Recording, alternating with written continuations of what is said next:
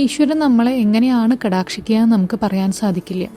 അനേകമായിരം ലീലകളാടുന്ന ഭഗവാന് നമ്മളെ പരിരക്ഷിക്കാനാണോ മാർഗമില്ലാത്തത്? എന്തായാലും നമുക്ക് ഭഗവാന്റെ ഒരു ലീല നോക്കാം. ഒരു പ്രാവശ്യം കൃഷ്ണനും അർജുനും കൂടി പുറത്തേക്ക് ഇറങ്ങി നടക്കുമ്പോൾ വഴിയിൽ ഒരു ബ്രാഹ്മണൻ ഇരിക്കണാടു. നിർധനനായ ഒരു ബ്രാഹ്മണൻ ഇരുന്ന് ഭിക്ഷ എടുക്കുകയാണ്. അർജുനന് ആ ബ്രാഹ്മണനെ കണ്ടിട്ട് ദയ തോന്നിയിട്ട് ഒരു സ്വർണ്ണമുദ്ര ചെപ്പിലാക്കി കൊടുത്തു.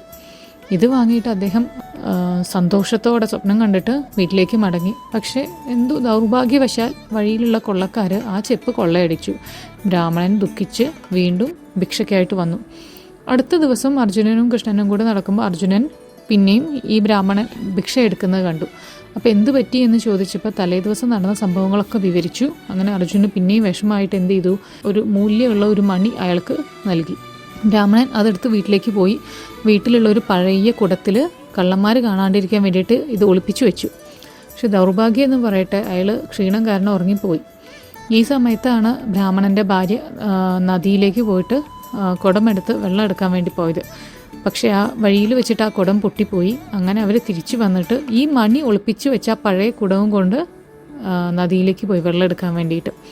അങ്ങനെ വെള്ളത്തിൽ കുടം മുക്കിയപ്പോൾ മണി വെള്ളത്തിൽ ആഴ്ന്നു പോയി.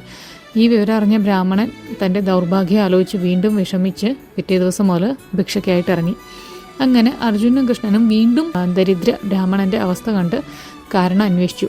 ഇതൊക്കെ അറിഞ്ഞപ്പോൾ അർജുനന് ഭയങ്കര വിഷമമായി ബ്രാഹ്മണൻ്റെ ദൗർഭാഗ്യത്തെപ്പറ്റി ആലോചിച്ചിട്ട്. ഇവിടെയാണ് ഭഗവാന്റെ ലീല ആരംഭിക്കുന്നത്. ഭഗവാൻ ആ ബ്രാഹ്മണന് 2 പൈസ ദാനമായിട്ട് നൽകി. അർജുനൻ ചോദിച്ചു, പ്രഭു, ഞാൻ നൽകി സ്വർണ്ണമുദ്രയും വിലപിടിപ്പുള്ള മണിയും ഒന്നും ഈ ബ്രാഹ്മണന് പ്രയോജനപ്പെട്ടില്ല, പിന്നെയാണോ ഈ 2 പൈസ എന്ന് ചോദിച്ചു. ഭഗവാൻ ഒന്നും വേണ്ടിയില്ല, ചിരിച്ചു. അങ്ങനെ ബ്രാഹ്മണൻ ആ 2 പൈസയും വാങ്ങി പോകുമ്പോൾ 2 പൈസ കൊണ്ട് ഭക്ഷണത്തിന് പോലും തികയില്ല, പിന്നെ എന്തിനാണ് ഭഗവാൻ ഇത് തന്നതെന്ന് വിചാരിച്ചു. അങ്ങനെ വിചാരിച്ച് നടക്കുമ്പോൾ ഒരു മത്സ്യക്കാരൻ്റെ കയ്യിൽ മത്സ്യത്തിൻ്റെ മേൽ അദ്ദേഹത്തിൻ്റെ ദൃഷ്ടി പതിഞ്ഞു. കാരണം ആ മത്സ്യം ജീവന് വേണ്ടി ഇങ്ങനെ പെടയാണ്. അപ്പോൾ ആ മീനിനോട് ദയ തോന്നിയിട്ട് ബ്രാഹ്മണൻ എന്ത് ചെയ്തു, തൻ്റെ കയ്യിൽ ആ 2 പൈസ കൊടുത്തിട്ട് മീനിനെ വാങ്ങി. അതിൻ്റെ പ്രാണൻ രക്ഷിക്കാനായിട്ട് തൻ്റെ കമണ്ഡലുവിലെ വെള്ളത്തിലിട്ടു.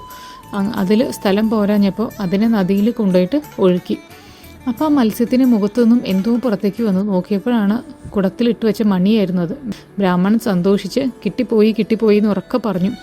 ആ സമയം ഭാഗ്യവശാൽ തൻ്റെ സ്വർണ്ണമുദ്ര കൊള്ളയടിച്ച കള്ളനും അവിടെ ഒളിച്ചിരിക്കേണ്ടായിരുന്നു. ബ്രാഹ്മണൻ്റെ ശബ്ദം കേട്ടപ്പോൾ വിചാരിച്ചു, അയ്യോ ഇനി എന്നെയാണോ പറയണമെന്ന് വിചാരിച്ചിട്ട് ആ സ്വർണ്ണച്ചെപ്പ് ബ്രാഹ്മണന് കൊടുത്തിട്ട് കള്ളനും അവിടെ നിന്ന് ഓടി രക്ഷപ്പെട്ടു.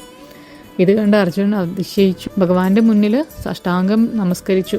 ഭഗവാനെ, ഇതെന്ത് ലീലയാണെന്ന് ചോദിച്ചു. ഭഗവാൻ പറയുകയാണ്, ഇത് നീ സ്വർണ്ണമുദ്ര കൊടുത്തപ്പോഴും മണി കൊടുത്തപ്പോഴും അയാളുടെ മനസ്സിൽ അയാളുടെ സുഖവും സന്തോഷവും മാത്രം ഉണ്ടായിരുന്നു.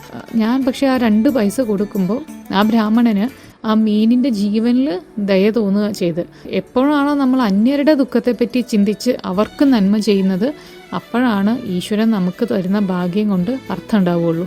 അന്യരുടെ ദുഃഖത്തിൽ നമ്മൾ അവരെ രക്ഷിക്കാൻ വേണ്ടി നന്മ കൊതിക്കുന്നുണ്ടെങ്കിൽ അവരുടെ കൂടെ ഭഗവാൻ എന്നും ഉണ്ടായിരിക്കും.